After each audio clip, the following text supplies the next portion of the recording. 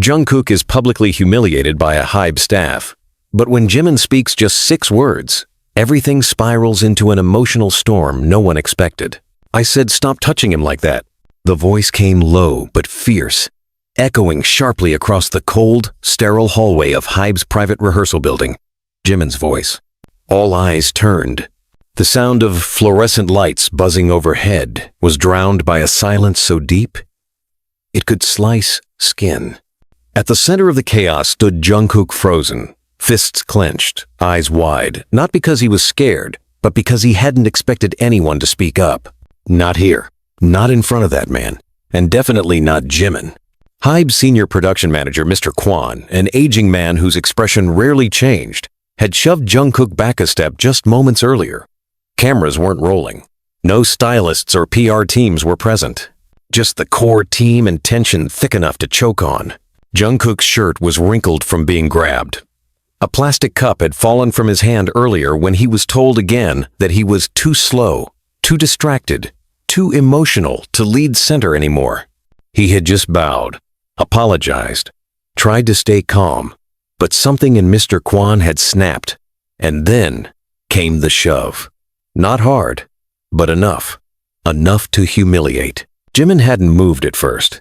He'd watched from the wall, his body wrapped in a gray hoodie, eyes hidden beneath the shadow of his cap. But after that shove, something flickered in him. A line had been crossed. Jimin stepped forward now, peeling his cap off. His face was unreadable, but the way his jaw tensed said everything. He looked at Mr. Kwon, not blinking. The air between them sizzled. "Touch him again," Jimin said, voice a little louder this time, "and I walk. Now." Mr. Kwon's mouth twitched. He looked around the room as if seeking silent validation, but all he found were stunned expressions. One of the backup dancers shifted nervously. A junior manager typed something on their phone, but quickly hid it. And Jungkook. Jungkook was still frozen, as if something ancient in him had just cracked open. The moment shattered when Mr. Kwon scoffed. "You're blowing this out of proportion, Jimin." "No," Jimin replied, stepping closer. "You crossed a line. That's not choreography. That's assault." Jungkook blinked. His heart hammered. Sweat coated the back of his neck. The room spun. Just a little. He felt like a child again. The same helplessness that had clung to him during trainee years when everyone wanted him to be perfect, but no one asked if he was okay. Mr. Kwon finally backed off, muttering something about artists being too sensitive. But the damage was done. Jimin didn't speak to anyone else. He walked to Jungkook, picked up the fallen cup without a word, and gently placed a hand on Jungkook's shoulder. A small gesture. But to Jungkook, it was the first time he had felt truly seen in weeks. Later that night, the silence of Jungkook's apartment was pierced by the sound of rain ticking against the windows like tiny needles. He sat on the edge of his bed, still in rehearsal clothes, phone untouched beside him. The cup Jimin picked up sat on the table, filled with cold, untouched coffee. He wasn't crying, but his chest ached with something harder to name. He wasn't sure why this particular moment broke him more than others. Maybe it was because it happened in front of the people he had trained with, laughed with, hurt with. Or maybe it was because, for the first time, someone had finally said something when he couldn't. The doorbell rang at 8 p.m. Jungkook didn't answer. He didn't move.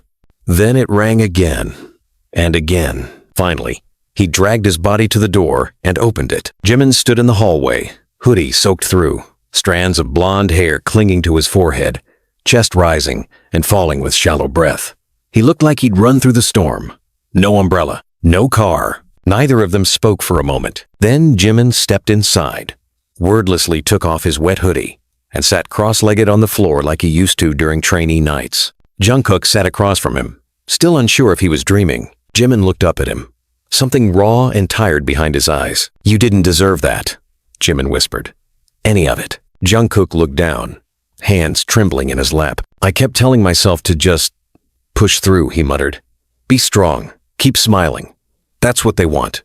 But today, when he touched me, it felt like I disappeared in front of everyone." "You didn't," Jimin said firmly. "I saw you. I always see you." Those 6 words landed with the force of a landslide. "I always see you, Jeon Jungkook." Jungkook's breath hitched, his vision blurred, and for the first time in months, He let the tears fall without apologizing for them. Jimin didn't flinch, didn't try to stop them. He just leaned forward, wrapped both arms around Jungkook's shaking frame, and whispered again, "You didn't deserve that." Outside, the rain refused to stop. But in that tiny apartment, a storm even bigger was finally breaking. "Tell me why you didn't say anything then, Jimin. Not last month. Not when it first started. Not when they began sidelining me." The words cracked like a whip in the dimly lit kitchen of Jungkook's apartment, where steam curled from 2 untouched cups of green tea. Rain still whispered against the windows, softer now but relentless, as if time outside was stuck in sorrow while inside. Something volatile was finally being uncaged. Jungkook stood rigid, eyes red but dry, voice trembling under the weight of rage he had buried too long. Across from him, Jimin sat still, elbows on the wooden table, his hands clasped, knuckles white. Jimin opened his mouth but didn't finish the sentence. He looked down for a moment, then back up. "Because I thought you didn't want help." Jungkook laughed sharp, disbelieving. "No, you thought I'd figure it out myself, that I'd be fine just being pushed around again, just like when I was 16. Jimin's jaw twitched. "That's not true, isn't it?" Jungkook stepped closer, heart pounding, not from anger at Jimin, but from the rawness of truth between them, now laid bare. "You saw what they were doing, reducing my parts, changing the center formations, giving me lectures about humility when I hadn't even said anything wrong. Every time I opened my mouth, someone in management had a new criticism, and you just watched." "I watched, Jungkook," Jimin said quietly, "because I remembered what happened the last time I interfered, with Yoongi, with Taehyung. It always made it worse." Jungkook paused. His breath caught for a second. "This isn't about them, Jimin. This was me. You could have said something." "I didn't know how," Jimin whispered. That silence again. Jungkook's chest rose and fell. "You always know how when it's someone else. I'm scared when it's you." That stunned Jungkook. Jimin looked at him now fully, the words unraveling from a place he rarely let anyone see. "I'm scared of doing the wrong thing, of making it worse for you, of you resenting me. You don't understand, Jungkook. I've always been terrified of breaking something between us." The two of them had fought before, snapped over choreography, bickered over schedules, even once almost came to blows backstage during a heated tour moment. But this wasn't the same. This was something deeper, something personal. Jungkook turned away and gripped the edge of the kitchen counter. "They don't respect me anymore, Jimin." "That's not true." "It is," he snapped. "And you know it. I've been shrinking myself for months, biting my tongue, ignoring the way they talk to me like I'm just a body on stage. No thoughts, no voice, just vocals and a smile." He slammed his fist against the counter, not hard, but loud enough to silence Jimin's next breath. "I'm tired, Hyung," Jungkook murmured, voice barely a whisper. "And I don't know if I can keep going like this." Jimin stood now too, circling the table until he was beside him. He didn't touch him, he knew better. But he looked at him with that gaze that had always cut through the noise. "You're not alone," Jungkook scoffed. "Really? Then why did no one say a word during the last meeting when they announced the new vocal distribution?" "They didn't want to get involved." "Exactly. But I'm involved," Jimin said fiercely now. "And I'm not letting this slide anymore." Jungkook turned his face to him, searching for sincerity. "You say that now, but will you still be there when the consequences hit?" "Try me." And something in Jungkook's shoulders softened only slightly, but enough. That night, Jimin didn't leave. They barely slept. They sat up on the couch for hours, talking, not talking, crying, laughing nervously, and admitting things they hadn't dared to before. About fame, about exhaustion, about the quiet depression that had wrapped around Jungkook's chest like vines, invisible but strangling. By morning, the rain had stopped, but the world outside felt heavier. The real storm was yet to come. 2 days later, during a private HYBE meeting intended to course-correct group dynamics, Jimin showed up uninvited. He walked into the boardroom with his phone recording in his pocket, and no smile on his face. Jungkook had not been informed of the meeting. That was the first red flag.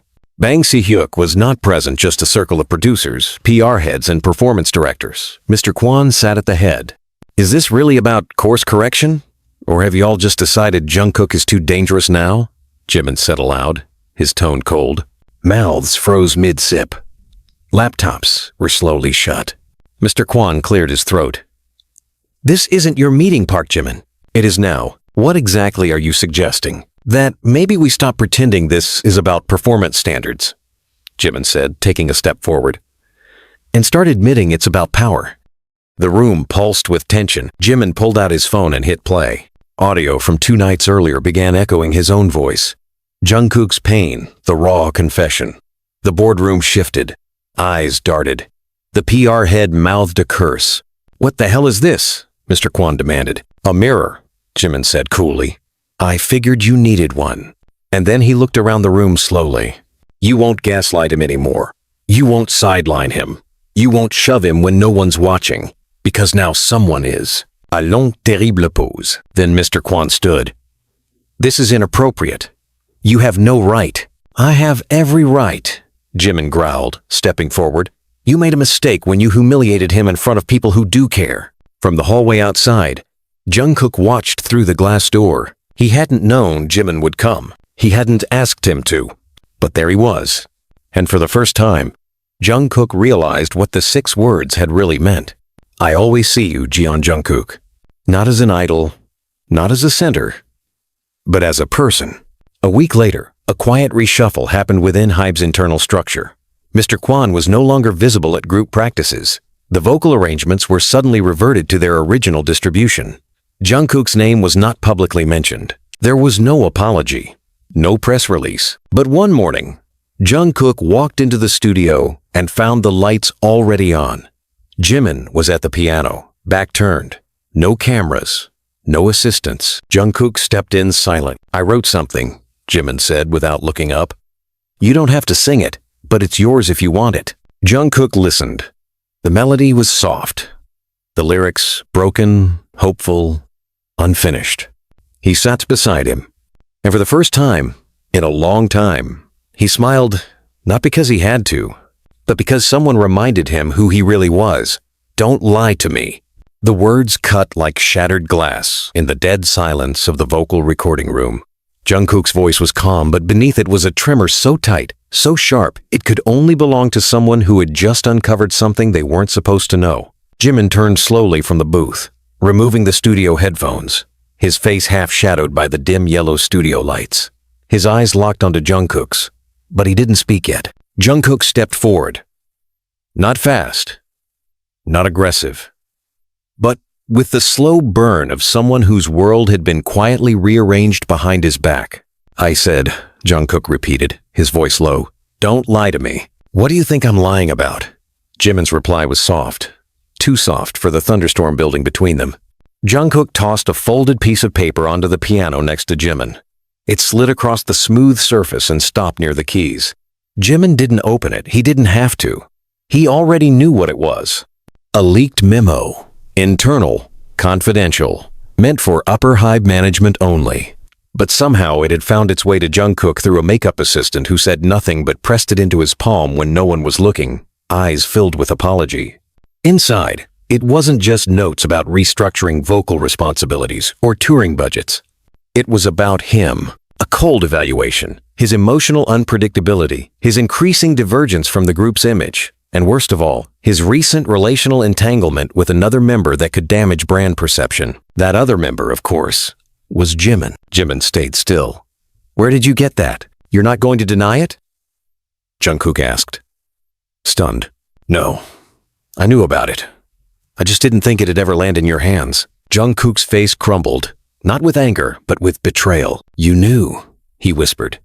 You knew they were watching us. Monitoring me, reducing my parts not because I wasn't good enough, but because of you. Jimin stood now, fast. I didn't cause any of that. But you didn't stop it, Jungkook fired back. You sat there and watched them erase me because they were afraid of what we were. What we are. Jimin's voice cracked. What we are. Do you even know anymore? That stopped Jungkook cold. Jimin stepped closer. The space between them charged with heat and electricity, and something more dangerous than both truth. I never wanted this, Jimin said, voice raw. I didn't want you to become the target. I didn't want them to twist this into something political. I thought if I just stayed quiet, it would die down. But they twisted it anyway. Because people like us, aren't allowed to be human. We're products. We're curated emotions. They didn't twist anything, Jungkook said, breath hitching. They saw me look at you like you were the only reason I didn't fall apart. The words made Jimin flinch like a slap. Jungkook's eyes were wet now, but he wasn't hiding it. And instead of standing with me, you chose silence. Again, you chose it. I was protecting you, Jimin shouted, voice echoing against the glass. You think this is easy? You think I wanted to watch them punish you for my existence? For the way I looked at you when I thought no one was watching? Jungkook laughed bitterly. They were always watching. A long, brutal silence followed. Then Jungkook moved past him, heading for the exit. Where are you going? Jimin asked. To do what you couldn't, Jungkook said without turning. Tell the truth. That night, Jungkook went live. Not on the HYBE-approved platform, not through any stylized filter or pre-written script, just him, in his studio. With puffy eyes and a bandage on his wrist from earlier, an accident with a broken mirror he hadn't even meant to break. He spoke slowly, calmly, but his voice carried every wound HYBE had tried to bury. They told me to smile, so I did. Even when I wanted to scream, thousands of armies flooded the chat. They told me to be strong, so I stopped crying. Even when my throat burned, he hesitated, just for a second. But what they never told me was that if I loved someone too loudly, I'd be punished for it. He didn't say Jimin's name. He didn't have to. Across the city, Jimin watched the live stream from his hotel room, still in his rehearsal gear, knees pulled up to his chest. And when Jungkook said the final 6 words, Jimin broke. I don't regret loving you, Jimin. It was the first time either of them had said it aloud. The backlash was immediate. Hashtags exploded. Protect Jungkook trended worldwide. Some fans were furious. Others were sobbing. News outlets spun the words into every angle they could. Some claimed it was a stunt. Others accused HYBE of manipulation. But those who knew, really knew, could feel the raw honesty in every syllable. By morning, HYBE issued a cold corporate statement. We are currently investigating the unauthorized broadcast made by our artist. We ask for privacy during this internal matter. That was it. No name, no apology, just control. Within 48 hours, Jungkook was suspended from all official BTS schedules. He was erased from rehearsals, variety appearances, even group social media posts. And Jimin?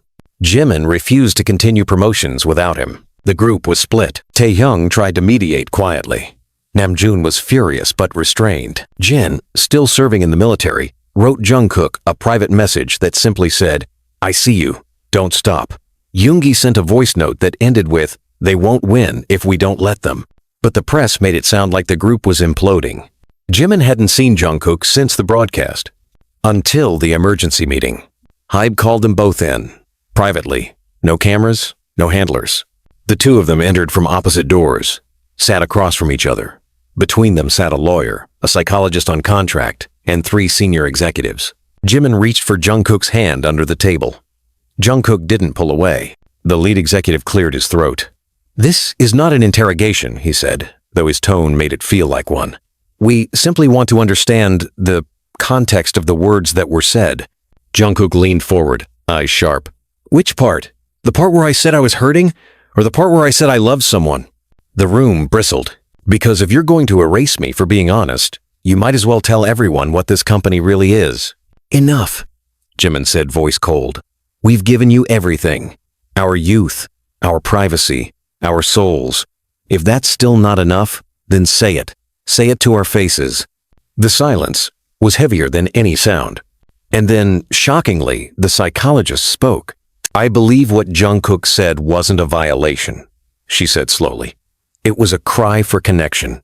And if this company punishes that, they're punishing humanity itself. No one responded. Eventually, the lead executive stood. This discussion is concluded for now. We will revisit your contracts. Until then, both of you are temporarily released from promotional activities. As they exited the room, Jungkook turned to Jimin. So this was never about me, huh? No, Jimin whispered. It was about both of us.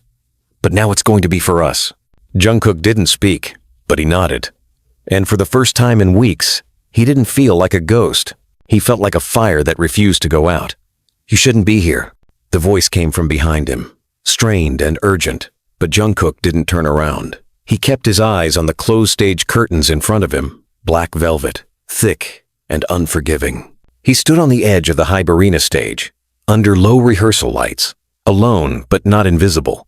Security has been alerted, the same voice said again, this time firmer, from one of the junior managers, his silhouette just visible in the dim backstage glow. You know you're suspended, Jungkook. I know. Then why are you here? Jungkook finally turned.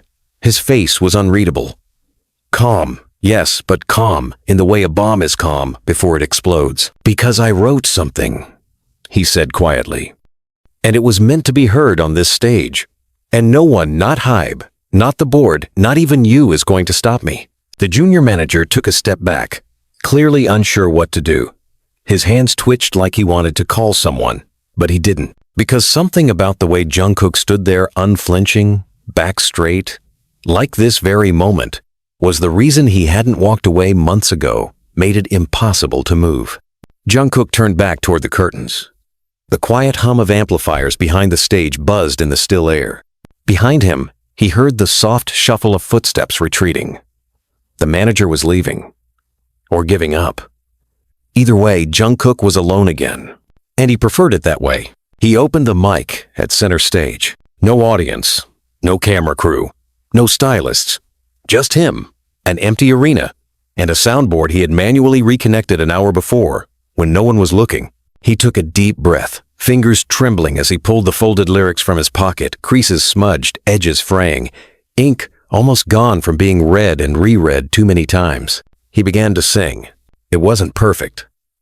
His voice cracked once, then again. And by the third line, the words were more sob than melody. But it was real. And in that space, the notes filled the rafters, bounced off the hollow seats, and settled like truth into the dust that covered the stadium floor. It wasn't a song for charts or a comeback. It was a song for freedom. And for Jimin, unbeknownst to him, someone had started recording. From the shadows of the catwalk above, a lighting technician, one who had worked with BTS since their earliest tours, had pulled out his phone, not to sell footage or start a scandal, but because he knew what he was watching would never happen again. By the time Jungkook hit the final note, voice gone raw, chest heaving from the weight of what he'd just released, he collapsed to his knees and laughed, painfully, breathlessly, like someone who had finally screamed after months of suffocating silence. Then he said the words no one expected to hear again. "If they're going to erase me," he whispered, "let me burn first." By the time he walked out of the arena through the back exit, his name was already trending worldwide, not because of a press release, not because of a scandal, but because someone had leaked the clip unedited. No caption, just him in a single spotlight, trembling, singing a truth that had been silenced too long. Let Jungkook Sing began spreading across Twitter, TikTok, and YouTube within hours. Millions watched, millions shared, and millions more began asking questions Hybe wasn't ready to answer.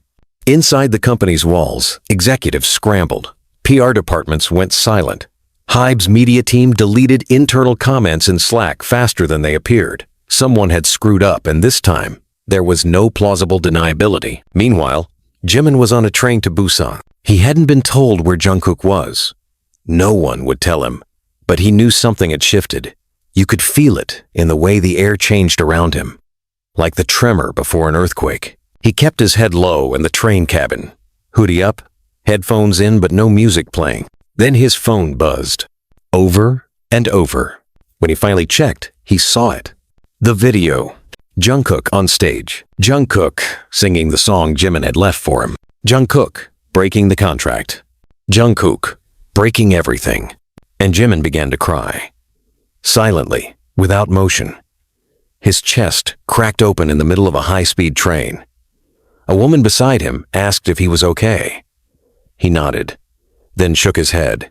And then he said aloud, not caring who heard, "He's not broken. He's never been broken. I was just too afraid to believe it." When Jimin arrived in Busan, the city already knew. Local radio played snippets of the song in protest of Hybe censorship. Shops put up signs saying, "We support Jungkook," Young fans gathered outside the station, holding handwritten notes. Jimin didn't speak to them. He just took a cab to Jungkook's childhood neighborhood, the one he hadn't returned to in over a year. He found him sitting alone on a rooftop, the one they used to sneak onto during off days. Jungkook didn't look surprised when Jimin arrived, like he knew he'd come eventually. Jimin didn't speak. Jungkook didn't stand. They just stared at each other as the sky above them shifted into a watercolor dusk. "You shouldn't have done that," Jimin said finally. "I had to. You've started a war. They started it when they tried to erase me." Jimin walked slowly to the ledge beside him and sat down, knees to his chest. "They won't stop now. Then I won't either." Jimin looked over at him, eyes wide and wet. "You want to take them on alone?" "I'm not alone," Jungkook said. "Not anymore." And in that moment, everything they were, the pain, the doubt, the buried affection, the brokenness they carried through cameras and lights and choreography, was stripped bare. "You were never a burden," Jimin said suddenly, voice trembling. "You were never too much. You were the only one who dared to feel when all of us were busy pretending to survive." "I didn't want to survive," Jungkook whispered. "I wanted to live." The next day, they released the song themselves. Not through Hype, not through any platform tied to the machine. They uploaded it on a public archive site, with no copyright, no press, no monetization. Just a simple title. "This Is Me." It broke servers within 4 hours. Armies created fan lyric videos, shared translations, painted murals in Seoul, London, Manila, and Sao Paulo. Journalists begged for interviews. Other idols reached out quietly, anonymously, offering support and apologies for staying silent too long. And then came the email from Hybe. A single sentence. "You are hereby summoned for breach of contract." Jungkook read it, then deleted it. "I don't belong to them anymore," he said. Neither did Jimin, because by then, the truth had already gone viral.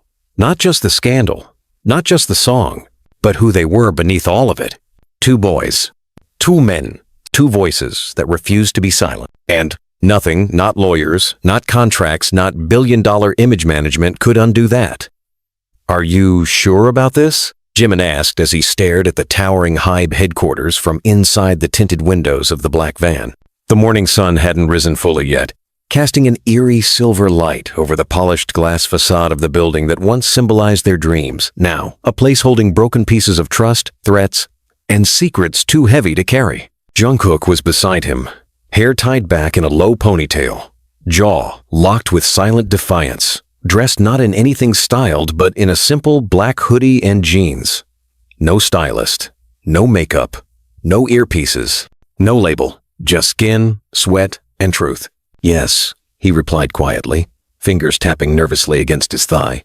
"But if you're not ready, I'll go alone." "No," Jimin said more quickly than he intended. "We walk in together, or not at all." The van pulled up to the side entrance, not the main lobby with flashing lights and rotating doors, but the entrance usually reserved for late-night dancers, janitors, and those who didn't need to be seen. That was the point. Hybe had called for a private meeting. One last attempt, they said, to salvage the situation. But both of them knew what it really was. An ultimatum. Jungkook and Jimin entered through the service corridor. Cold fluorescent lights buzzed overhead. Cameras swiveled slightly as they passed. Every footstep echoed. Two security personnel stood by the elevator, hands crossed. One of them, an older man, Jungkook, vaguely remembered from years ago, gave a small nod. The other barely looked at them. The elevator doors opened, and silence swallowed them. On the 26th floor, everything was white, glass, and hollow silence. A receptionist with a tense smile gestured them to a conference room already prepared. Inside were faces they knew well. Bang Si-hyuk wasn't among them, but 3 board members, 1 legal director, and a communications head waited with folders in front of them. No greetings, no pleasantries, just war behind expensive smiles.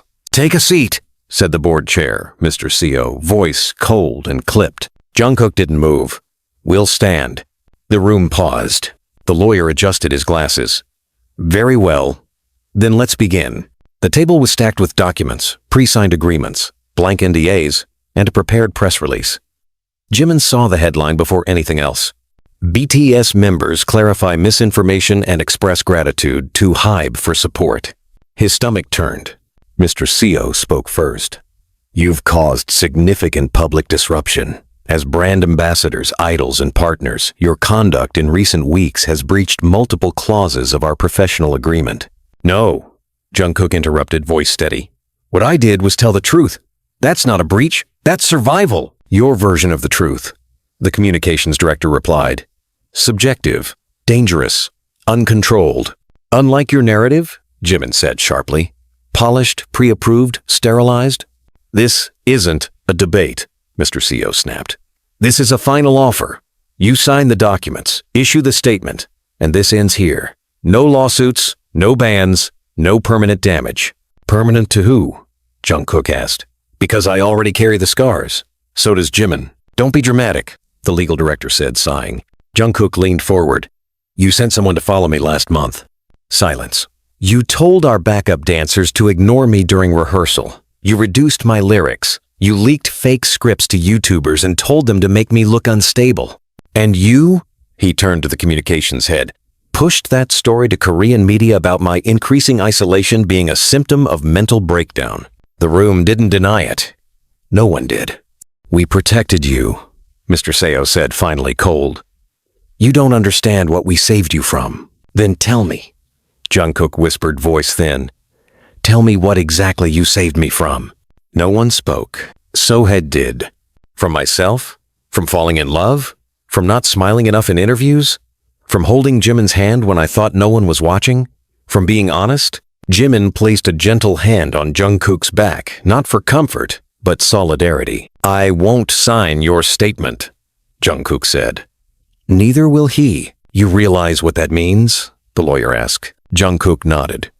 It means you'll try to erase us. No, Jimin said, his voice suddenly hard and cutting. It means we'll finally be free. The lawyer tapped the table once. Then we'll proceed with contract termination, public disassociation, and legal injunctions for breach of conduct. And you'll do it without cameras, right? Jimin said bitterly. Just like everything else you silence. Before anyone could answer, Jungkook pulled out his phone. One tap. He had been recording. From the start. This is illegal, the communications head barked. No, Jungkook said. It's evidence. And what will you do with it? Nothing, he said. Unless you go after us. They didn't respond, but the silence was their answer. The meeting ended without handshakes, without agreement. Two of the board members left first, visibly angry. The lawyer packed up in silence. Outside, as Jungkook and Jimin stepped back into the elevator, the sun had finally risen. Light poured through the floor-to-ceiling windows across the hall, catching in the glass like fire. Jimin turned to him. You were shaking in there. So were you. I wanted to cry. You still can. I don't think I have any tears left. They exited the building to find a small crowd of armies waiting, not massive, not loud, just there, silent, holding signs that read, We hear you, and you deserve to be free. Jungkook didn't say anything. He just took Jimin's hand. They walked past cameras, journalists, strangers. Together, the days that followed were brutal. Hybe launched press campaigns to frame the two as non-compliant. Old clips were taken out of context. Anonymous staff suddenly spoke to tabloids with questionable stories. Photos were leaked. Some fans turned. Others clung tighter. But the world had changed. Because Jungkook and Jimin didn't retreat. They performed. Not on stages, but on rooftops, on live streams, in underground spaces where rawness bled into beauty. Each song told a piece of what was once hidden. Each lyric was a weapon. They wrote an EP, titled it Unmanaged. It sold out in hours. Not because of hype, but because it was real. One night, months later, as they sat on the rooftop again under the bruised sky of Seoul, Jungkook turned to Jimin and said, They thought I was afraid to fall. Jimin tilted his head. Were you? No, Jungkook said, brushing hair out of his eyes. I was just afraid no one would catch me. Jimin smiled faintly, his voice no louder than the wind. I'm here now. And Jungkook, this boy who once carried the weight of perfection like a chain around his throat, finally believed him. The air inside the hotel room was thick, oppressive, like it hadn't been open for days. Outside, the streets of Tokyo moved like they always did, neon lights flickering on wet asphalt, the muted hum of scooters, city buses sighing at red lights. But inside that suite on the 34th floor, the world stood still. Jungkook sat at the edge of the unmade bed, hair still wet from the shower, his bare feet pressed flat against the cold wooden floor. His phone was on the nightstand, buzzing every few minutes with missed calls, unread messages, and email threads marked with red flags and warnings. He hadn't touched it, not in hours. Across from him, Jimin stood by the floor-to-ceiling window, his silhouette outlined by the city's moody glow, arms folded tightly, head tilted slightly downward like he was trying to keep something inside from erupting. "Why didn't you tell me?" Jungkook finally asked, his voice hoarse, like something inside had cracked again.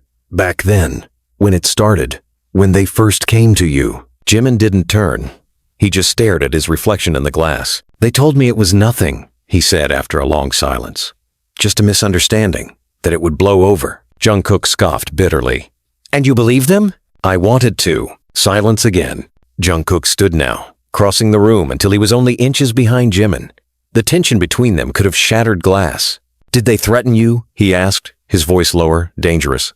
Jimin's jaw tightened. "They didn't have to. They just reminded me." "Of what?"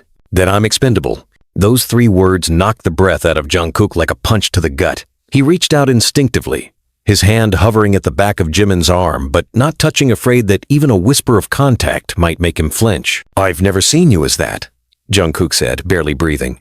"Not once." Jimin finally turned, and his face was wet with quiet tears. "But they made me see myself that way."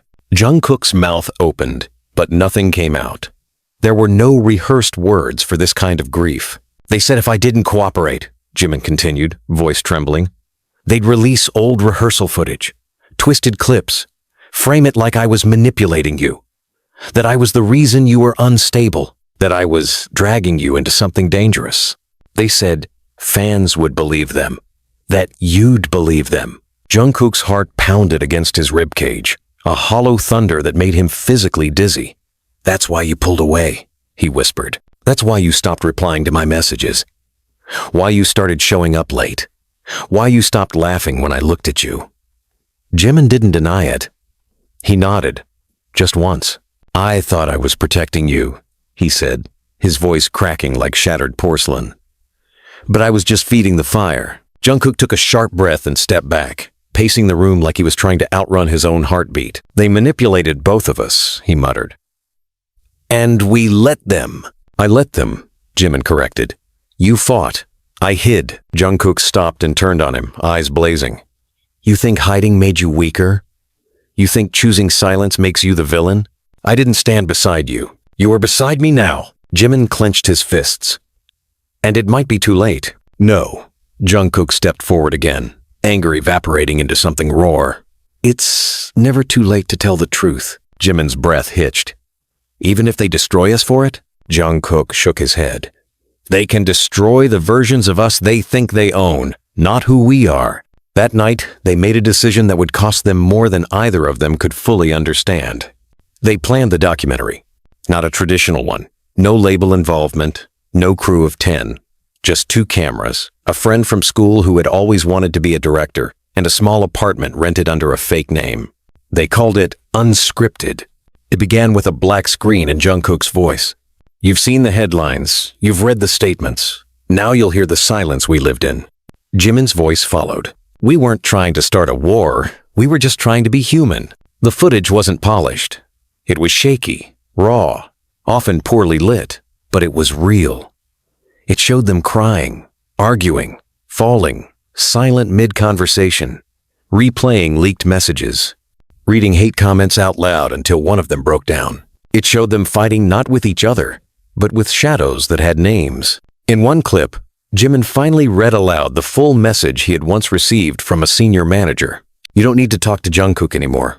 The closer you are to him, the more unstable he becomes. Keep your distance. That's an order." And then the camera held on Jungkook's face as he listened, silent, his eyes wide, blinking back something older than pain. The final scene was simple. Jimin stood under a spotlight in an empty studio, holding a mic. He didn't sing. He just said one sentence. "Silence is not always safety." When the documentary dropped anonymously, unpromoted, it exploded. Millions watched.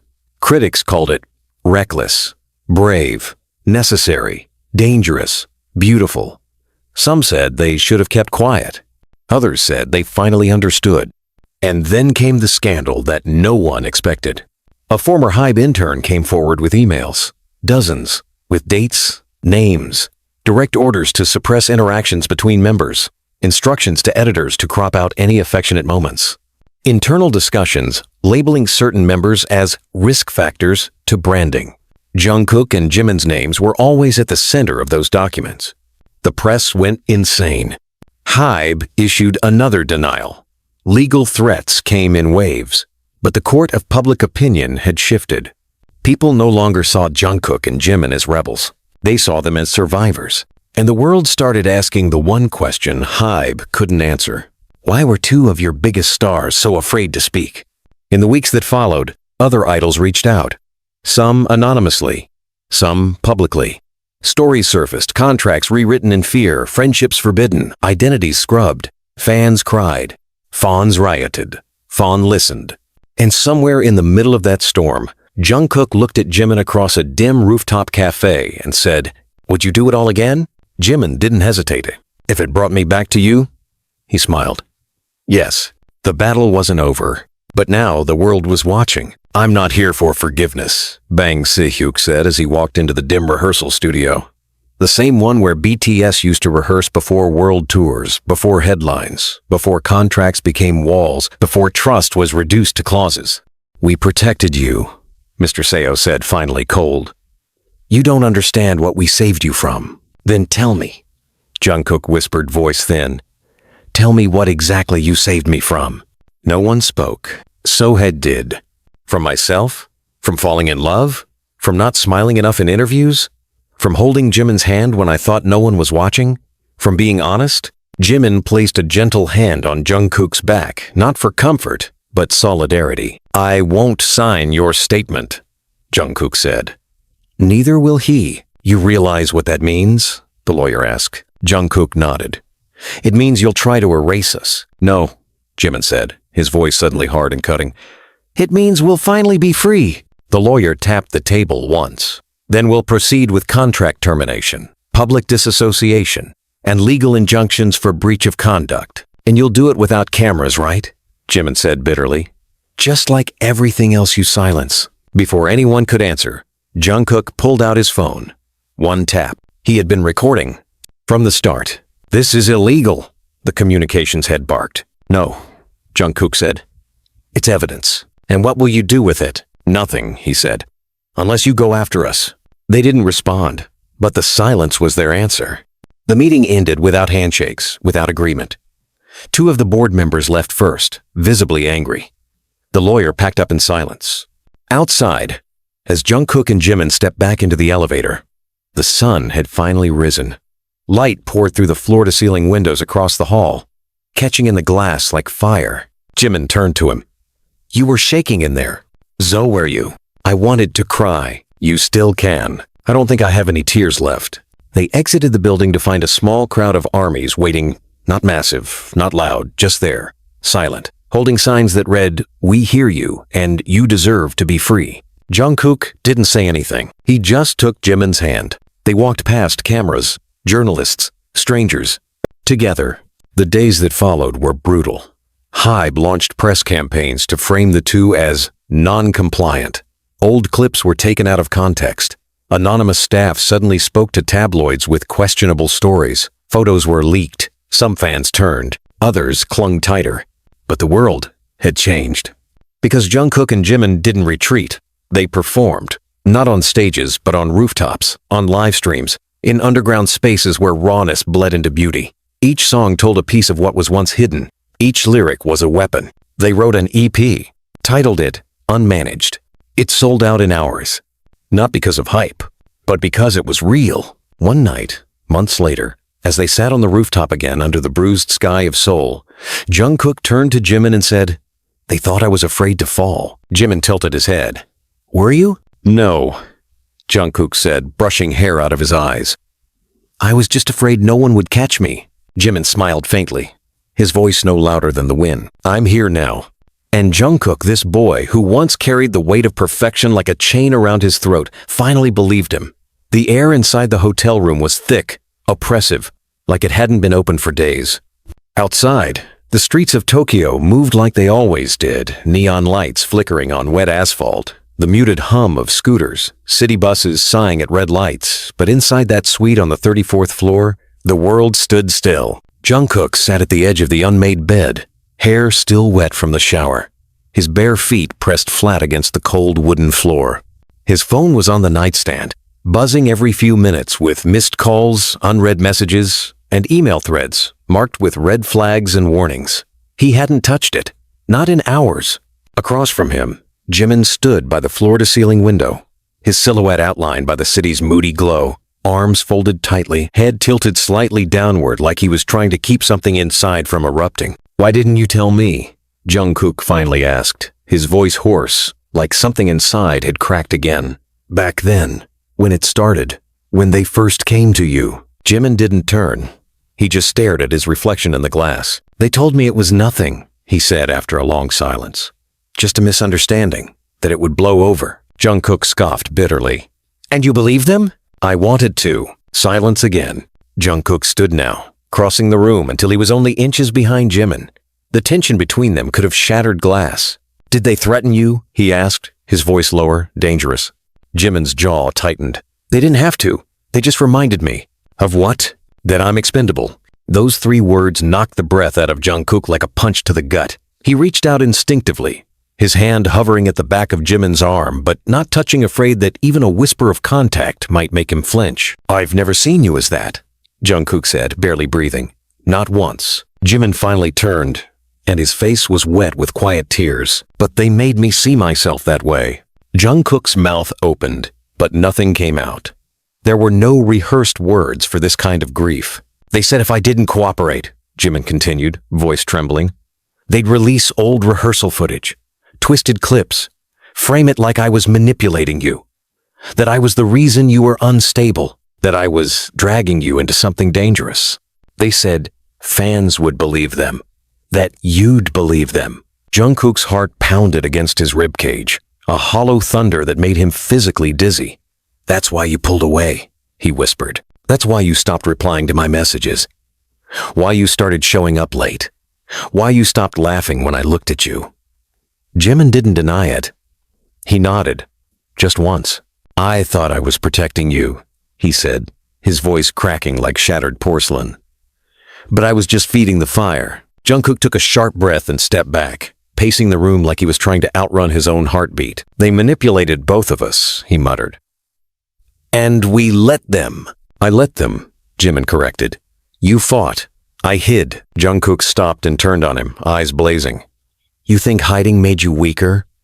You think choosing silence makes you the villain? I didn't stand beside you. You are beside me now." Jimin clenched his fists. "And it might be too late." "No." Jungkook stepped forward again, anger evaporating into something raw. "It's never too late to tell the truth." Jimin's breath hitched. "Even if they destroy us for it?" Jungkook shook his head. "They can destroy the versions of us they think they own, not who we are." That night, they made a decision that would cost them more than either of them could fully understand. They planned the documentary. Not a traditional one. No label involvement, no crew of 10. Just 2 cameras, a friend from school who had always wanted to be a director, and a small apartment rented under a fake name. They called it Unscripted. It began with a black screen and Jungkook's voice. "You've seen the headlines, you've read the statements. Now you'll hear the silence we lived in." Jimin's voice followed. "We weren't trying to start a war, we were just trying to be human." The footage wasn't polished. It was shaky, raw, often poorly lit, but it was real. It showed them crying, arguing, falling, silent mid-conversation, replaying leaked messages, reading hate comments out loud until one of them broke down. It showed them fighting not with each other, but with shadows that had names. In one clip, Jimin finally read aloud the full message he had once received from a senior manager. "You don't need to talk to Jungkook anymore. The closer you are to him, the more unstable he becomes. Keep your distance. That's an order." And then the camera held on Jungkook's face as he listened, silent, his eyes wide, blinking back something older than pain. The final scene was simple. Jimin stood under a spotlight in an empty studio, holding a mic. He didn't sing. He just said one sentence. "Silence is not always safety. When the documentary dropped anonymously, unpromoted, it exploded. Millions watched. Critics called it reckless, brave, necessary, dangerous, beautiful. Some said they should have kept quiet. Others said they finally understood. And then came the scandal that no one expected. A former HYBE intern came forward with emails, dozens, with dates, names, direct orders to suppress interactions between members, instructions to editors to crop out any affectionate moments, internal discussions labeling certain members as risk factors to branding. Jungkook and Jimin's names were always at the center of those documents. The press went insane. HYBE issued another denial. Legal threats came in waves, but the court of public opinion had shifted. People no longer saw Jungkook and Jimin as rebels. They saw them as survivors. And the world started asking the one question HYBE couldn't answer. Why were two of your biggest stars so afraid to speak? In the weeks that followed, other idols reached out. Some anonymously, some publicly. Stories surfaced, contracts rewritten in fear, friendships forbidden, identities scrubbed. Fans cried. Fawns rioted. Fawn listened. And somewhere in the middle of that storm, Jungkook looked at Jimin across a dim rooftop cafe and said, "Would you do it all again?" Jimin didn't hesitate. "If it brought me back to you?" He smiled. Yes, the battle wasn't over. But now the world was watching. "I'm not here for forgiveness," Bang Si-hyuk said as he walked into the dim rehearsal studio. The same one where BTS used to rehearse before world tours, before headlines, before contracts became walls, before trust was reduced to clauses. Jungkook was never unstable, Jimin continued. He was never dangerous. He was honest. But honesty is a threat in a system built on illusion. They tried to reframe his breakdowns as rebellion. But what I saw wasn't rebellion. It was a man begging to be seen, without makeup, without choreography, without filters. The video was over 20 minutes long. Every minute was raw, painful, vulnerable. They ended with a simple confession. "We love each other," Jimin said. "Not in a marketing way," Jungkook added. "Not for views, not for headlines. We love each other, and we're not hiding anymore." When the video went live, the internet collapsed. Some fans cried. Some screamed. Some demanded they take it down. Some sent threats. Others sent flowers. Mental health professionals praised their bravery. Agencies condemned it. Newspapers ran with it. A global brand dropped its endorsement deal. But the next morning, an anonymous donor sent $1 million to a mental health charity in their names. Then another. And another. The dominoes began to fall. Behind the scenes, HYBE panicked. Stockholders demanded answers. The board argued for hours. But it was too late. Because now, the truth had a face, a voice, a heartbeat. And people were listening. That night, Jungkook sat on the rooftop of their shared apartment, strumming a guitar, his voice barely above a whisper as he hummed a new melody. Jimin joined him, resting his head on his shoulder. "You were right," Jimin murmured. "About what? Silence isn't safety." Jungkook smiled softly. "No," he said, "but you are." The television studio smelled like sweat and old secrets. The air was too cold, the floor too polished, and the cameras too many. Jungkook stood just behind the black velvet curtain that separated him from the live set of The Spotlight, the most-watched talk show in South Korea. Broadcast live to over 10 million homes, the studio audience whispered among themselves. Some recognized his silhouette even from behind. Some reached for their phones. None of them knew what he was about to say. Beside him, Jimin paced slowly, biting his thumbnail, his eyes darker than usual beneath the sharp studio lights. Neither of them had spoken in the last 4 minutes. But the silence wasn't uncomfortable. It was the kind of silence that forms between two people preparing for war. "You don't have to do this," Jimin said suddenly, turning to face Jungkook with quiet intensity. "You've done enough." Jungkook didn't look at him. His voice was calm. "We promise to finish this together. And if it all crashes, then let them watch us burn." The cue light blinked red. The host's voice echoed through the speakers. "Our next guests need no introduction. Please welcome BTS's Jungkook and Jimin." The curtain opened. The applause was loud, pre-programmed, and far too cheerful for what was coming. Jungkook and Jimin stepped into the spotlight. They didn't smile. The host MC Haejin was dressed in a sleek gray suit. Posture perfect, eyes calculating. He stood from his chair and gestured to the two empty seats across from him. The tension in the studio changed instantly. It was subtle, like oxygen being quietly replaced by something thicker. "Thank you both for joining us tonight," Hyejin said. "We weren't sure you would." Jungkook took the microphone slowly, not sitting. "We weren't sure either." Jimin remained standing beside him, hands folded. Hyejin's smile didn't reach his eyes. "There's a lot of speculation about your documentary, the leaks, the press conference. You've shaken the industry. You've been called brave and reckless. What do you want to say to those watching right now?" Jungkook glanced at Jimin. Then, back at the camera. "I want them to understand why we did it." "Which is?" Hyejin asked smoothly. Jungkook's voice didn't waver. "Because I was drowning. Because the company that built us tried to erase us. Because for years, we were told to smile through manipulation, stay quiet through mistreatment, and pretend that love, any love that didn't sell, was dangerous." The studio went silent. Not even a cough. Only a few gasps from the back row. Hyejin leaned forward. "Are you saying that your company Hybe deliberately misled the public about your relationship?" "Yes," Jimin said suddenly, stepping forward. "Not just misled. They threatened us. They framed our friendship, our closeness, as brand risk. They tried to separate us. And when we resisted, they painted Jungkook as unstable, and me as the problem. And your response was to go public," the host said. "To break your contract, to risk everything." Jungkook nodded. "Because we already lost everything that mattered. Privacy, trust, each other. If breaking the contract is what it takes to be free, so be it." Hyejin paused, glancing toward the producers behind the camera. He was clearly being fed a line through his earpiece, but he ignored it. "There's one specific line in your documentary that's been quoted more than any other," Hyejin said. "I don't regret loving you, Jimin." The audience held their breath. Jimin looked straight into the camera. "And I don't regret loving him back."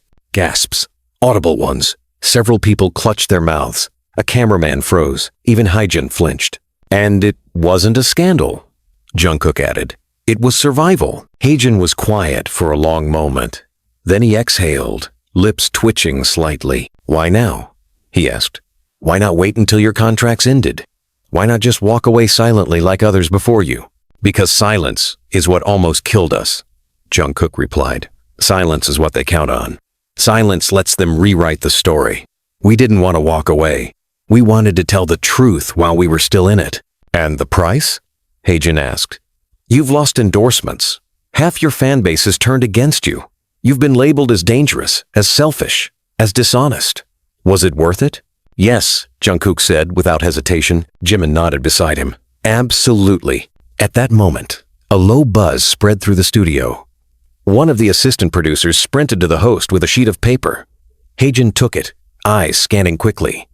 Then he looked up, his face pale. "Breaking news," he said.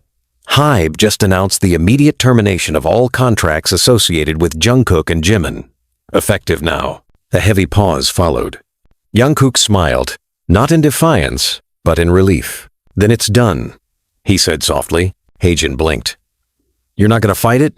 "No," Jimin said. "Because this isn't about staying in their world. It's about building our own." The audience didn't applaud. Not because they didn't want to, but because they didn't know how to process what had just happened. It wasn't a performance. It was a confession.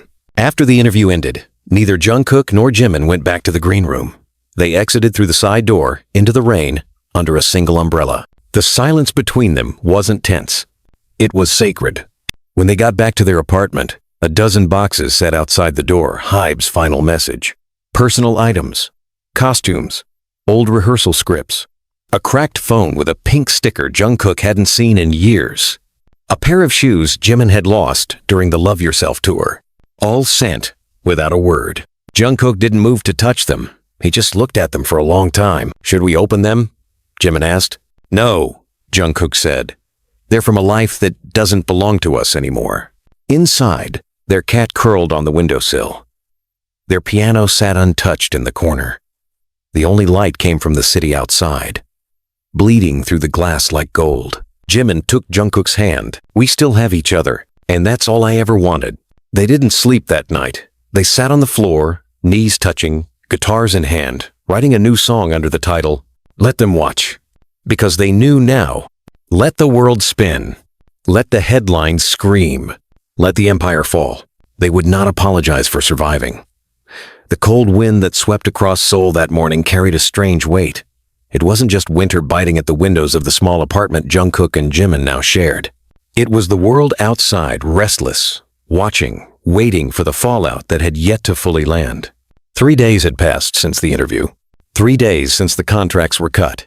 3 days since the entire K-pop industry had collectively held its breath. The media hadn't stopped spinning. Networks were broadcasting emergency panels. Entertainment lawyers argued across screens. And tabloids plastered words like betrayal, scandal, and implosion across every image of them they could find. Radio stations played their old songs one last time before pulling them in accordance with corporate reassessment. Endorsements vanished overnight. Their faces were quietly removed from store displays. Music shows blurred them out from historic footage. HYBE had done what it promised, it erased them. But something unexpected happened too. The fans stayed. Not all of them, but the ones who mattered. They held protests in silent flash mobs wearing shirts with nothing but one quote from the documentary: "Silence is not safety." They bought billboard space across Gangnam and New York that said, simply, "We still see them." Hashtags trended every day, not from fan bases following promotions, but from ordinary people who now saw them, not as idols but as people. Still, the silence from those they once called family was deafening. The rest of BTS hadn't said a word. Until that morning. Jungkook was pouring coffee in the kitchen when Jimin's phone rang. He stared at the screen like it had just lit on fire. "It's Namjoon," he said quietly. Jungkook didn't answer. He just waited. Jimin picked up. There was silence on both ends for nearly 6 seconds. Then Namjoon's voice, strained and tired, broke through. "Can we meet?"